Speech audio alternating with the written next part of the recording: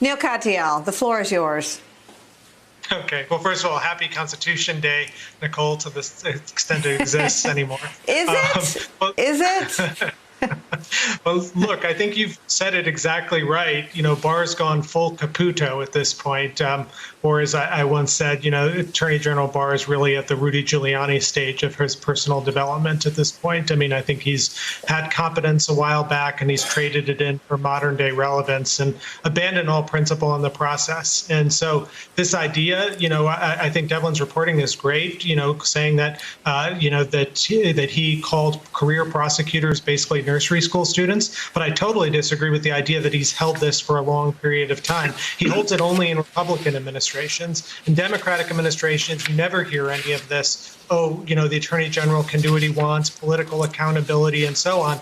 Indeed, the whole premise of the Dunham investigation, if this theory was right, that presidents and attorneys general basically have a free hand because they're politically accountable, that would destroy the whole rationale of the Dunham investigation, because after all, that was sanctioned by, by high-level officials and so on when it was done. So, I mean, this is an attorney general who's really destroying the morale of the department.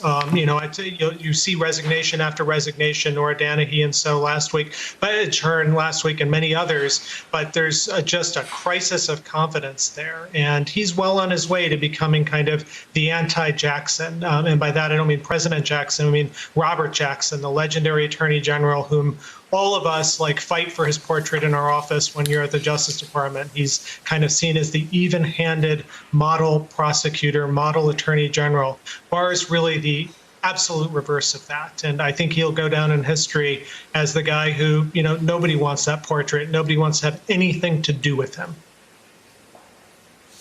Matt Miller, there's so much to unpack here, but let me just start with Barr taking the position. He's basically taking the position that all prosecutions are driven by him.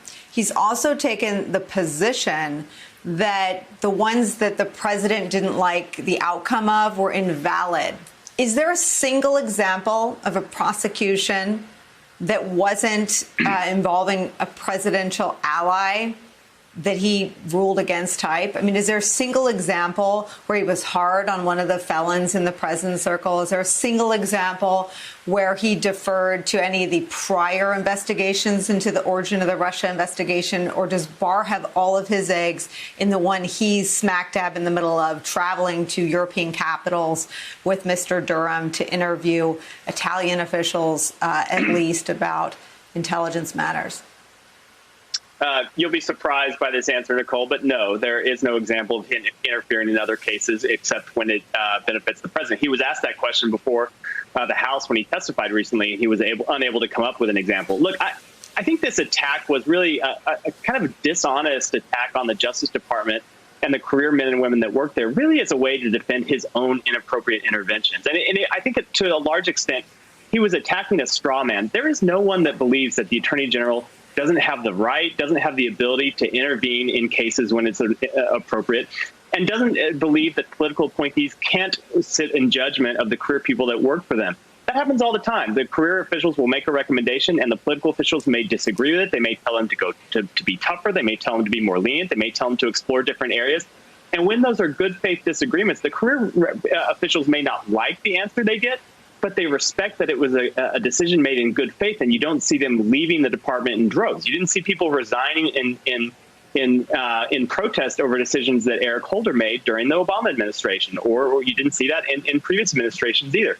The reason you see people resigning over this attorney general's intervention is because his decisions are not being made in good faith. It's not just that he disagrees with the way prosecutors are handling, say, one set of policy cases. Say he thinks that drug sentences ought to be harder or they ought to be more lenient. It's that he only intervenes when it's in the president's favor, either to go after the president's political enemies or to reward the president and his political allies.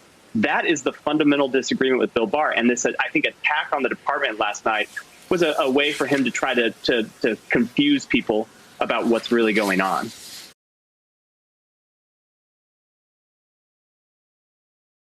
Hey Hey there, I'm Chris Hayes from MSNBC. Thanks for watching MSNBC on YouTube. If you want to keep up to date with the videos we're putting out, you can click subscribe just below me or click over on this list to see lots of other great videos.